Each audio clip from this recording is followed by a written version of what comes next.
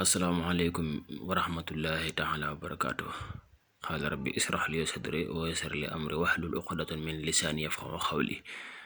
Mbokk yi top sunu sen bi di Rijal 106 TV maa ngi nuyu mboolem ñi ci abonné ñëpp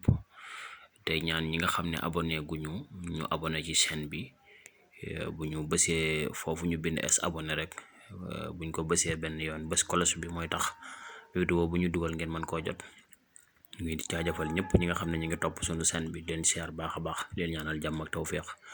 tey jii nag ñu ngi indi benn waxtaan woo xam ne dafay jëm ci wàllu ñi nga xam ne dañoo bëgg am alal te duñ ci sonn kooku nit ki mën naa am alal te du jaar ci lu xaraam ndax am na yoo xam ne ay fitis lay doon ak ay njabar te loolu su boobaa dafay xaraam ci jullit bi te nit ki wut alal wërta tax mu dugg ci lu xaraam te fekk na loolu muy wut mën na ko am ci alxuraan te du ci am bàkkaar du ci am benn jafeñ-jafeñ ba tax na kon moom lañ bëgg a indi tey naka la nit di amee alal ci alxuraan nag 6666 aaya la di juróom benn fukki isib waaw di 114 saar kon loolu mooy tënk bi am na ñeneen ñu ko waxee neneen waaye nag loolu mooy li ci gën a wér borom xam-xam yëpp dëppoo nañ ci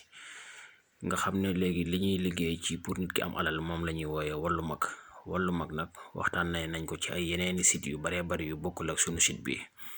bari na ay nit yuñ ko jëfal it yoo xam ne ñoo waxal seen bopp te li gën a neex ci jëf mooy nga jëfal nit ka nga jëfal wax ne la nga ma jëfaloon gis naa ko loolu ñu ngi ciy sant yàlla bu baax a baax alhamdulillah niñ koy liggéey nag dañuy dellu ci alxuraan ku ne xam na ne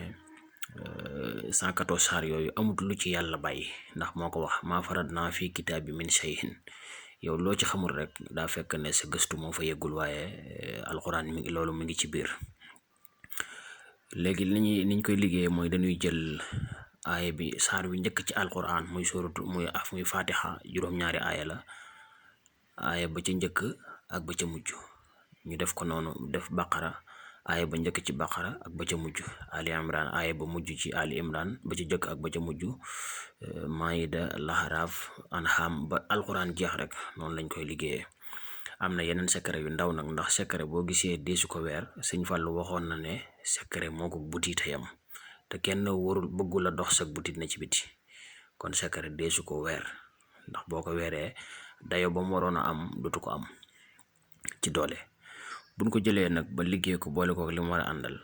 dañ koy jàmb comme ni ngeen gis ci vidéo bi loolu lenn la rek ci li mu war a àndal te dafay àndaale ak bayre ndax ku ne xam na ne suuratu yaasin tamit mooy bokk na ci saar yi gën a siiw ci alxuraan da ciy bokk. bu nu paree ci loolu buñ ko jàmbee ba noppi dañuy jël bu dee dangaa nekk bitim réew dangay tànn billet ba nga gën a bëgg a bari le nga dugal ko ci biir sangaay bi di ko sangoo. bu dee dangaa nekk fii ci Sénégal dangay tànn billet 10 000 comme noonu ngay gisee ci vidéo bi rek nga dugal ci biir sangaay bi di ko sangoo.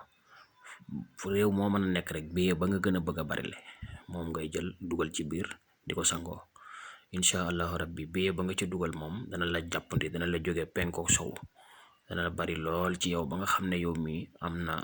loo laal loo xam ne moo yombal sa wërsëg nii. balaa loolu di am nag ngeen raxas yaram wi ndax yaram nit ki pour mu am li mu bëgg ci dundam foog mu raxas yaramam ci wàllu cat bu baax a baax foofu la ñuy njëkkee ak nit ki itam ndax nit ki lépp lu muy sàkk muy jafe rek day fekk yaramam moo tëju moo naqari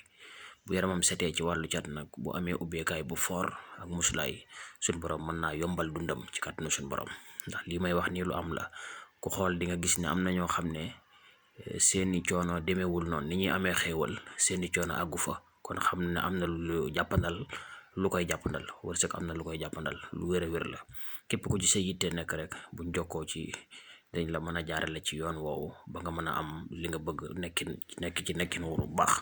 di sàkkuwaat na kenn ku ne ci yéen mu abonné gul ñu abonné ci chaîne bi ngir vidéo yu ñu dugal ñu mën koo jot. asalaamaaleykum wa rahmatullah.